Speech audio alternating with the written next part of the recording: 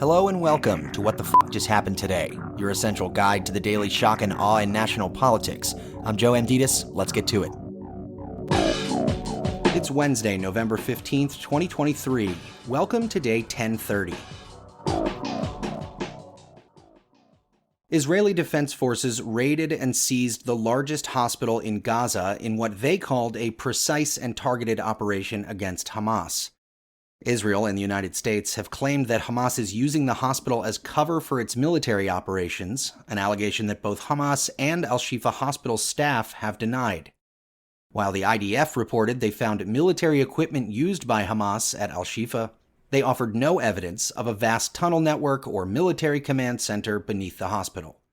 Leading up to the raid, the White House warned Israel that hospitals and patients must be protected, saying, "To be clear, we do not support striking a hospital from the air, and we do not want to see a firefight in the hospital."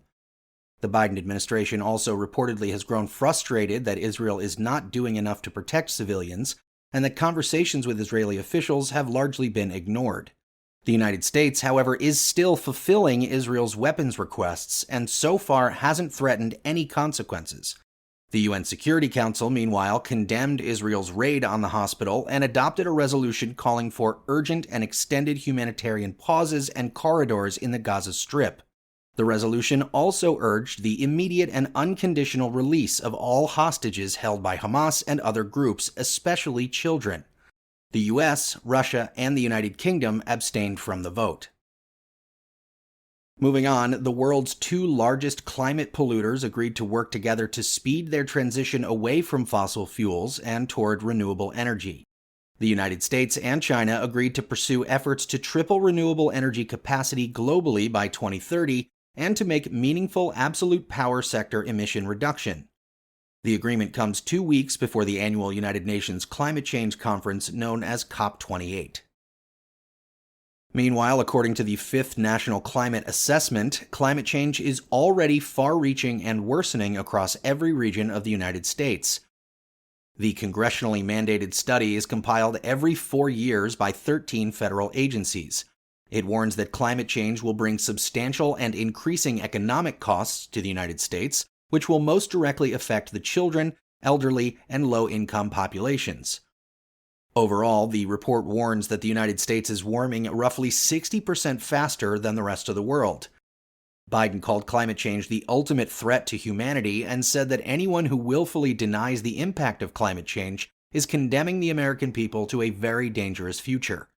Biden added that the report shows us in clear scientific terms that more action is still badly needed. We can't be complacent, none of this is inevitable.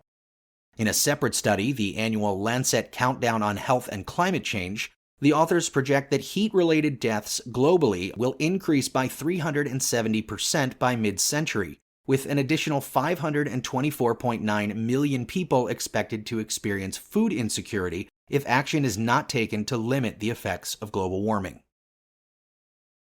Moving on, Fulton County prosecutors asked a judge to jail one of Trump's co-defendants charged in the 2020 election subversion case for his alleged effort to intimidate co-defendants and witnesses. Court filings from District Attorney Fani Willis say Harrison Floyd had engaged in numerous intentional and flagrant violations of his bond agreement, citing recent comments made by Floyd on a conservative podcast, as well as posts on social media tagging Secretary of State Brad Raffensperger, former Fulton County poll worker Ruby Freeman, and others. Meanwhile, an attorney for another one of Trump's co-defendants in the election interference case admitted to leaking witness proffer videos, saying, "I believe they helped my client and the public needs to know that." Jonathan Miller, an attorney for Misty Hampton, made the confession during an emergency hearing for a protective order following the leak of depositions by Sidney Powell, Jenna Ellis, Kenneth Chesbrough, and Scott Hall. The judge said he would issue a protective order barring the disclosure of certain discovery information by Thursday morning. And finally, Trump asked for a mistrial in his $250 million New York civil fraud case, claiming the judge and his clerk are biased against him.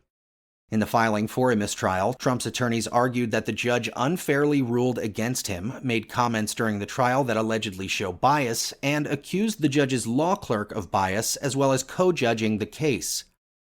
The judge, who has already issued a partial gag order prohibiting Trump from making disparaging remarks about his law clerk, has signaled that he will deny Trump's motion.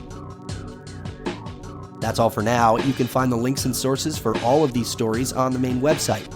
And as always, visit whatthefjusthappenedtoday.com for the latest news and headlines. Until next time, I'm Joe Amditis.